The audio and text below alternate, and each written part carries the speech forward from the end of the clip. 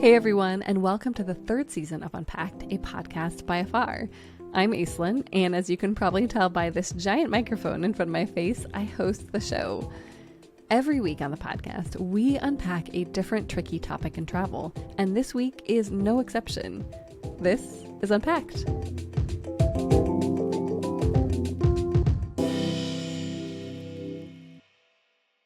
Okay, I'm unconscious in the Amazon in the middle of nowhere. And what are you expecting me to do in order for my claim to be paid eventually? Unconscious in the Amazon sounds like a great headline for a story. I'm Aislinn Green, and this is Unpacked, the podcast that unpacks one tricky topic in travel each week. Now that it's May, it feels like travel planning has really cranked into high gear. I recently booked a flight and a couple of hotels for a trip to Norway that I'm taking with my mom and my sister, and I started planning for a fall trip to Japan. And in doing so, I realized that both of these trips would be excellent candidates for travel insurance. Both of these trips are pretty expensive with lots of moving parts, and so I'm in the process of finding policies for both. With that in mind, and with summer on the horizon, this week we're replaying an episode from last season about travel insurance. I spoke with several experts to understand what travel insurance really is, the different types of insurance, how to figure out if you really need it, and if so, how to pick the best policy for you. We'll also share tips on what to do if the worst happens and something does go wrong on your trip. All right, you ready? The point of travel insurance is to protect you financially, the amount that you've paid in advance for a trip. That's Wendy Perrin, the editor-in-chief of wendyperrin.com, a travel advice website. Now, Wendy has thought a lot about insurance. Check out her website. She has some great explainers there. At its very basic level, travel insurance is coverage that protects you from risk and financial loss while traveling. But as Wendy says, so you don't always need travel insurance. It just depends on your particular circumstances. We'll get to how to look at your travels and make the right decision later in the episode. But first, let's try to understand the three main benefits of travel insurance. Enter Christina Tunna, the general manager of marketing and brands for World Nomads, a travel insurance company that focuses on adventurous and independent travelers. You want to get insurance for the three categories where stuff can happen to you. And it could happen to your investment, you have to cancel your trip, or you're on your trip and something happens, you have to come home. And so all the reservations and bookings that you made, so your investment. It covers you, your person, your health, your body. So medical emergencies or accidents, sickness, things like that, and your stuff, right? So things that you take with you. But how do you know when and if you need it? Wendy Perrin says to first think about the reasons you might need to cancel a trip. Either a situation that you have back home that might draw you back home, a health issue that you have or another family member, any risks related to activities on your trip. Choosing insurance is highly personal and it changes from trip to trip. Do you have a mother who has a heart condition, who you might need to leave your trip in the middle to come home to take care of her if something happens to her? Are you going to a place where it's kind of risky and, politically or geopolitically? And are you going to the Caribbean in hurricane season? Like, you want to think about what are the reasons why you might need to leave a trip in the middle or cancel it in the first place. But make sure that you're really careful about the policy you buy if you're doing certain types of activities. Let's say your trip is going to involve rock climbing or scuba diving or bungee jumping or some activity that's seen as risky. Then you might have an additional need, like you're like, okay, I really ought to, in case I get injured and I'm in the middle of nowhere, near no reliable medical care, maybe I should have insurance. But then you need to be really careful which policy you're buying, because only certain policies are even going to cover sort of riskier sports like that. Honestly, even young people in their 20s and 30s need it. I know it can be easy when you're younger and on a budget to cut insurance, but don't think so fast. Everyone can get injured, no matter what your age, right? You can trip and fall. You can break your ankle. Any number of injuries can happen on many different types of trips. I mean, young people might be particularly active, right? They're the ones who want to go rock climbing or scuba diving. If you don't quite know how to look at your trip and figure out the risks, go with the cancel for any reason insurance. The advice that I normally give folks is if you're buying the insurance because you think something is more likely than not to occur, buy the cancel for any reason. That's Beth Godlin, president of Aon Affinity Travel Practice, which creates travel insurance policies that travelers can buy through third-party services. So, for example, if you've ever booked a tour or a cruise and been offered or purchased travel insurance at the time of booking, there's a good chance that Aon is behind the policy. Now, cancel for any reason insurance, the kind that Beth mentioned, is expensive, but there's a good reason for that. You may get, instead of a refund of money, you may get a credit for a future trip, or you may get a 75 or 80% of what you insured, depending upon the product that you buy. But that gives you the most flexibility, and it doesn't have specific reasons that you could choose to cancel a trip. Sounds like a lot of it comes down to what are your personal priorities. Yes. Like, are you carrying a lot of gear with you that would be really, horrifying to lose? Or which is do all you have a sick insurance, parent right? at home? Do I rent an apartment? Do I Yeah. get renter's insurance, or do I just insure myself? I asked Beth who she thinks needs insurance the most. I would say the people that most need it are the ones that are planning travel in advance. So booking now for a trip that may come up in 60 days or 90 days, because during that window, things could happen that might prevent you from taking your trip. Likewise, people traveling far away that want to ensure that they've got emergency medical benefits, that they've got interruption benefits in case something happens and they have to come back early, or they, have to come back later because, let's say, they got sick and they couldn't make their flight. You'll also want to consider our old friend that cancel for any reason insurance if you're making a huge non-refundable payment far in advance. And remember that you usually need to buy this type of insurance within 14 days of your initial trip deposit, because then you're covered for cancellation based on pre-existing medical conditions. But if everything on your trip is cancelable or refundable, you might not need insurance that covers cancellation, according to Wendy Perrin. You've booked a hotel, but you can cancel 24 hours ahead. You've booked a rental car, but you can cancel at the counter. You've got an airline ticket that you can get a refund on or a full credit toward a future flight. Like, if you haven't put out a lot of money, you don't need insurance protecting you. You should still think about medical insurance, though. And that leads us to our next point. Don't over-insure. Before you run out and get a policy, Wendy Perrin says check the insurance you already have. Either through your credit card or through, your own health insurance. Everyone has a different situation. That's what makes this so tricky. You really need to think about your own personal, what are you already covered for? Because you don't want redundant coverage. There are two main types of insurance most people already have: health insurance and insurance through their credit card. Now, most health insurance plans are likely to cover you or cover some part of your expenses if you're traveling domestically. But Christina Tenna of World Nomad says don't assume that's the case internationally. Sometimes people think, well, I have healthcare here in the US, so I don't need it for when I go overseas. There are some plans that might cover you overseas, but that's where a phone call to that healthcare company is going to be really worthwhile to understand exactly what is covered. If you need repatriation, does your US health insurance cover that?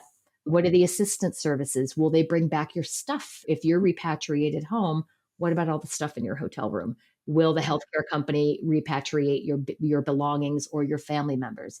When it comes to credit cards, it can be just as complex. Christina says you need to look carefully at what your credit card includes. I know, it's all about reading the fine print. Does the credit card cover those costs that might not have been paid for with that particular credit card? That's very important. Does the credit card cover emergencies such as ambulance fees? Should you need ambulance transfer? Would it cover potentially if you're in the hospital? Does the credit card insurance cover you for an airline, a traveling nurse companion, if that's what you need? Or does it cover the cost of family having to stay longer in a hotel because you're in the hospital, or sending them back home because you're going to be in the hospital for a while?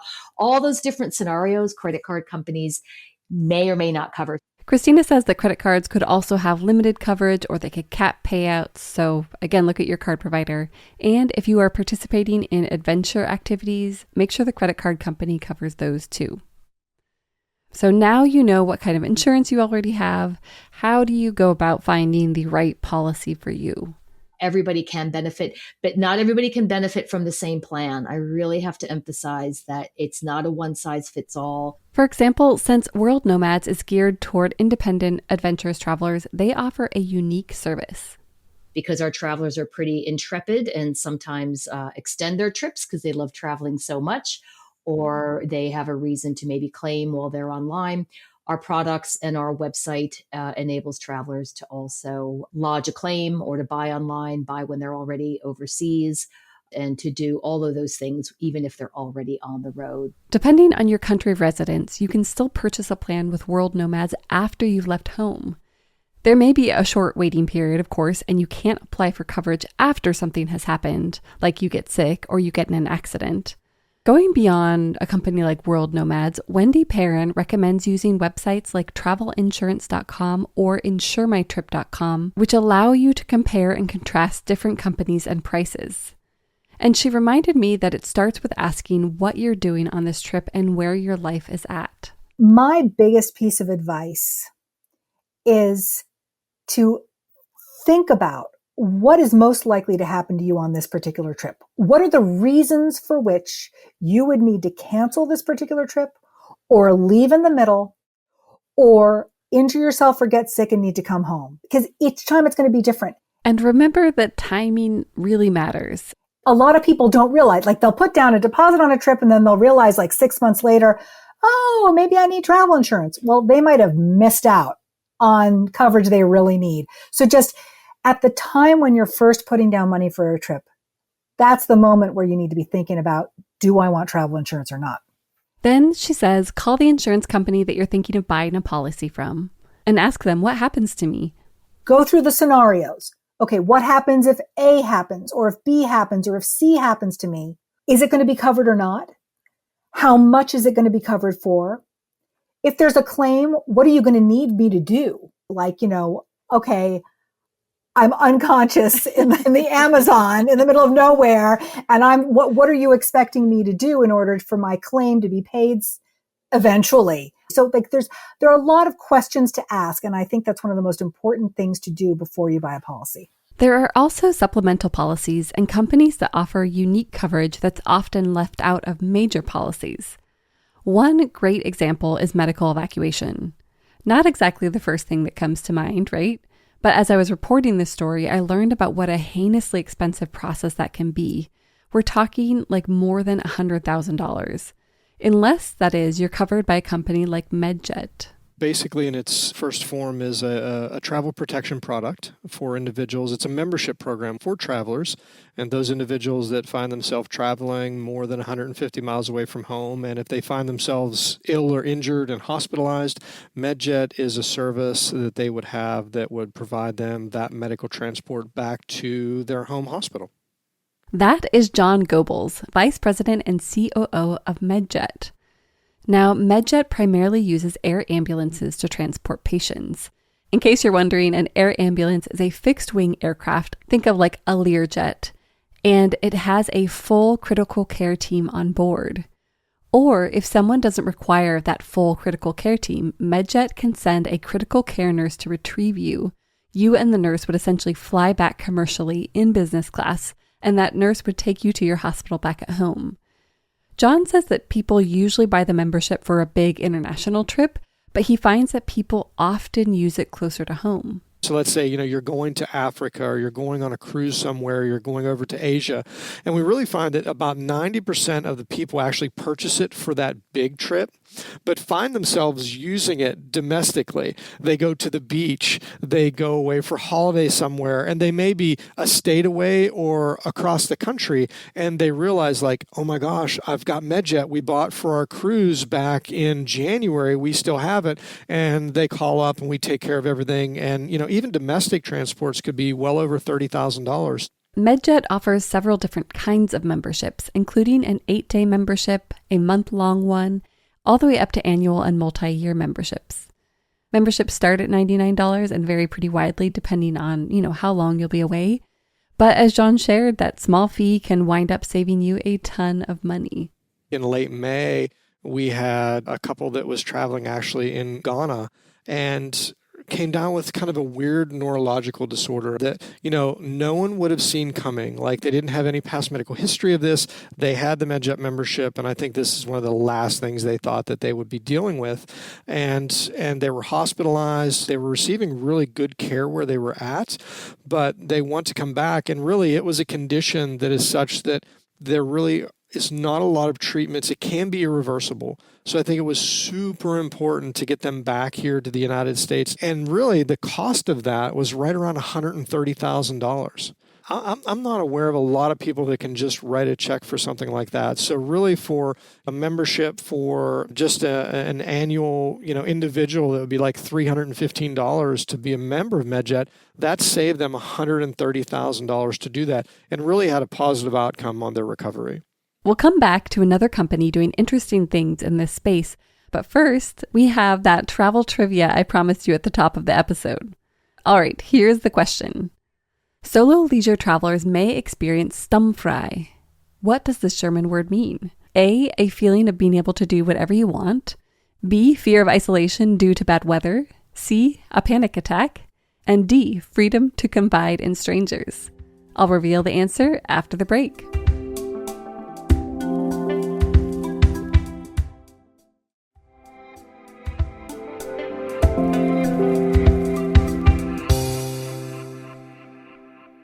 And we are back. Did you guess the right answer?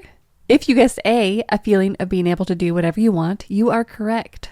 And according to our copy editor, Pat Tompkins, who writes these questions, there is no short English equivalent for sturmfrei. It literally means storm-free. Okay, now back to insurance. In addition to supplementary services like MedJet, there are newcomers to the travel insurance adjacent space. Newcomers like Sensible Weather. We produce forecasts that are bespoke for trips or experiences.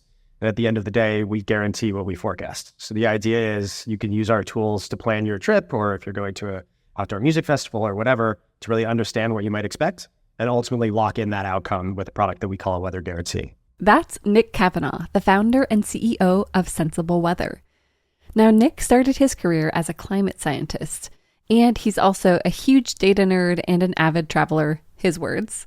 He had built these tools to help himself as a climate scientist travel better, and he realized that as our world continues to change, and with it the weather, that other people could use these tools too. Sensible Weather isn't really insurance. You'd buy it at the same time you book an activity, such as camping or skiing or an outdoor tour, but insurance only covers a loss. So, for example, if you couldn't do that activity. But Sensible Weather is doing something totally different. What we're really trying to do is take this day that could have been a 100% day if it was beautiful and sunny. Instead, it rained half the day, so maybe it's a 40% day. Can we reimburse you the entire amount so that it then becomes a 140% day? You say a guarantee, what does that mean? Does that mean that, like, it rains on my trip and I don't have a great time? That is effectively what it means. And that's sort of the ethos is really what we're going after. Say you go on a 7-day trip. And 2 of those days are rained out. Those days are, maybe otherwise miserable. Can we, in real time, offer somebody a reimbursement for those days so they can change their plans and ultimately have a better outcome, better experience? The average cost for Sensible Weather is about 10% of the activity cost, and they pay out much more than a regular insurance company. Here's how it might work. So each day, so 7-day trip, you effectively have 7 coverages, one for each day. The beginning of the rainy day, 95% of our reimbursements at this point are paid out using forecasts. So actually at the beginning of the day, we would say, hey, this is not going to be the greatest day. It's going to rain from, 2 to 5 this afternoon or whatever. You're eligible for reimbursement, and that comes via text message. And there'll be a link on that text message where you click that link and you'll be offered various methods of reimbursement, whether that's a bank transfer via ACH or Venmo or PayPal. Nick says their target audience is really the planner. A lot of families with young kids who book theme park vacations use the service, as you can imagine, as do people who participate in outdoorsy activities such as skiing and camping. And in fact, Sensible Weather has partnered with 2 campground booking services that you may have used yourself, Reserve America and CampSpot, because Nick's goal is also to support people who run these travel companies. So financially, what I hope that we can do through planning tools and weather guarantees is sort of nullify the effect of weather volatility. Where on the consumer side, obviously destination trip, you get rained out. That's a huge bummer. We want to reimburse for that. However, especially for regional destinations, weather causes cancellations or people not to book in the first place. So that ends up being a hit to their revenue. In the end, the goal is to get people to take their trips, even as climate change increases. As we move into the future, like travel events, social things that are so emotional for people, like they will be impacted. The world is changing. They will be impacted. And we are trying to set up the infrastructure so that, yes, it's impacted, but it's okay. We want you to get out there. We want you to still go. We want to empower the customer to enjoy the world. So at this point, you might be convinced that you need travel insurance, but maybe you're wondering, what's it going to cost me? Again, it depends on the plan, where you're going, and what you'll be doing. For world nomads, Christina Tunna says it could be as little as maybe $50 for a weekend away. Or it could be as much as $1,000 if you're going away for 6 months and you're planning to do adventure activities as part of that 6 months away. So there's a massive range in between the costs, and it just depends on a lot of the drivers and levers of what's driving up that cost. If you're buying a policy through one of the booking services that Aon Affinity Travel Practice works with, Beth says that they are not priced per day. Most of the policies that are sold, most but not all, contain trip cancellation and interruption coverage, which is the coverage that will either refund travelers if they have to cancel their trip for a covered reason or interrupt their trip and have additional expenses. Because those cover trip costs and key off of the original amount that you paid for your trip, the package usually runs as a percentage of your trip costs. So on average, I would say 6 to can go up to 10 or 11 or 12%. And remember that pricing changes depending on what you want to do, says Wendy Perrin. Travel insurance can be pricey. It can be basically 4 to 8% of your trip cost. So it can be expensive, but it's really the trip cancellation part of it that is so expensive. If you don't care about that, if you've paid nothing ahead of time for your trip, it's all refundable, but you still want the medical coverage, it actually can be really inexpensive. And a reminder to check and see if your policy has medical evacuation coverage and how much. If it doesn't, remember that MedJet memberships begin at $99. So you've got your policy or you're about to get it. The work isn't quite over, but you're very close. Beth Godlin says, just make sure to dot your I's and cross your T's. Take a look at the policy before you buy it, or even after you buy it. Almost all companies will give you a couple of weeks to get your money back if you don't like it. So if, you've got a sick parent and you're buying it because that sick parent is very sick and you think, something may happen, make sure to check the pre-existing exclusion component to make sure something like that would be covered, or call the company and ask them. Christina Tunna agrees. She says, as difficult as it is, sit down and just read your policy. I know that's probably not the most exciting Sunday reading, but... Get a cup of coffee, sit down with your policy. And that's really all it is. It's a cup of coffee's worth of reading. Now, this might be totally obvious, but once you get that policy and you're traveling, you're out in the world, don't forget to use it. You've spent the money, you've spent the time, and even lost luggage and flight delays might be covered if you have the right plan, says Christina. We do hear anecdotally of people who maybe their bag didn't make it. Like, oh, it's fine. I'll just wait and see when it arrives in my hotel. And I've always told them, in fact, I met a woman when we're both waiting for a bus to go further afield in country. And she said, oh, my bag didn't arrive. And she had insurance. And I said, well, why don't you call the assistance company? She goes, oh, no, I'll just wait and see at the airline. No, call the assistance company. That's exactly what they're there to do, is to help be your eyes and ears for your case, for drumming down. And so, yeah, call the assistance company. And if something big does happen on your trip, you want to contact your insurance company right away, the thing that I avoided during my little incident. You'll also want to immediately begin to document the process so that you can file a claim once you're home. When you come home and you want to start doing the claims process, it could be pretty swift, but it's only as swift as the information you have at hand is complete and fully detailing your particular claim scenario. If you only submit partial evidence of loss, and that loss could be a trip delay or lost baggage, or that you had to overnight in a hotel because your last flight was missed, right?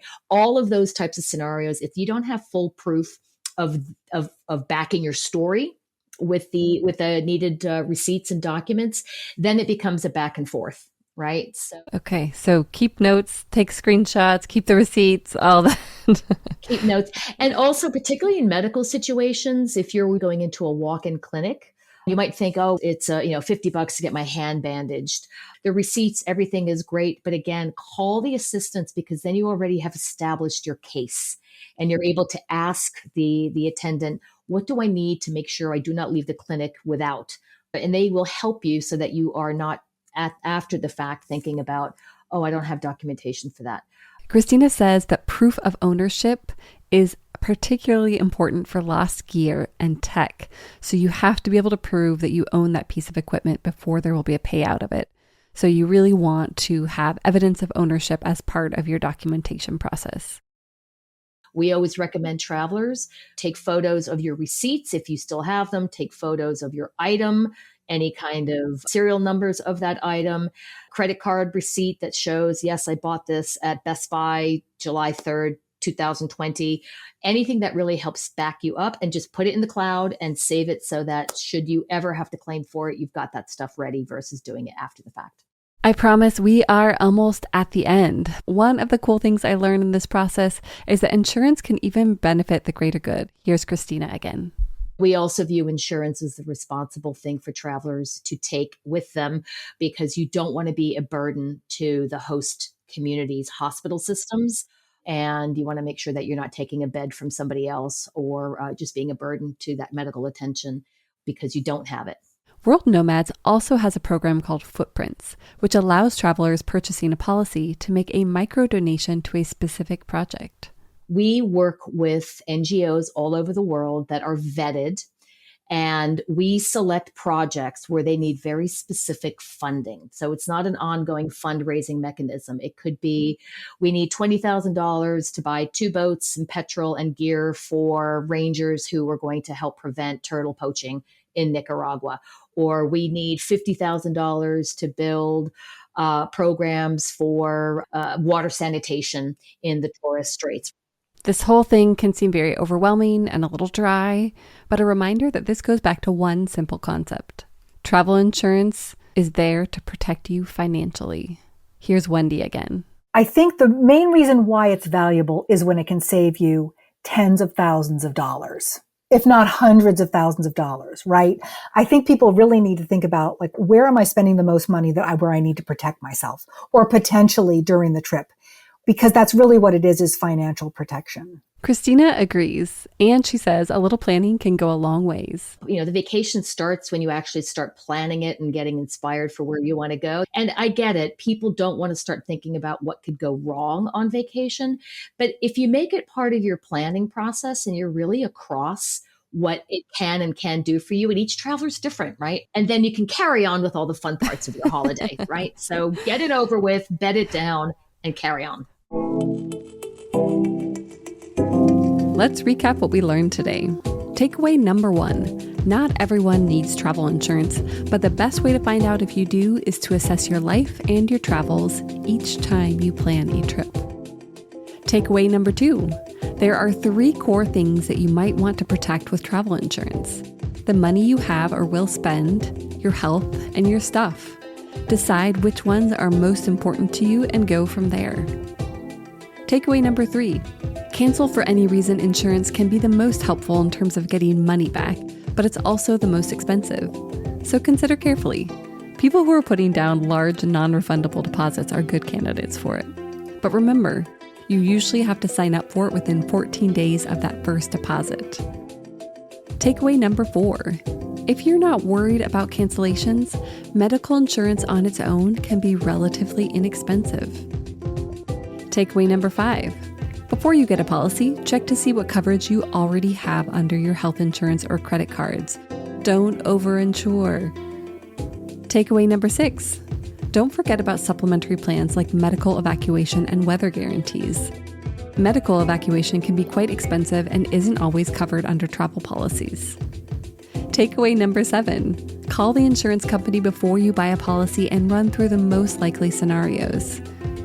And grit your teeth and read the fine print of your policy once you hit purchase. And finally, takeaway number 8. If something does happen on your trip, document, and call the insurance company right away. We will link to all the resources that we shared in this episode in our show notes, as well as to a travel insurance primer on afar.com.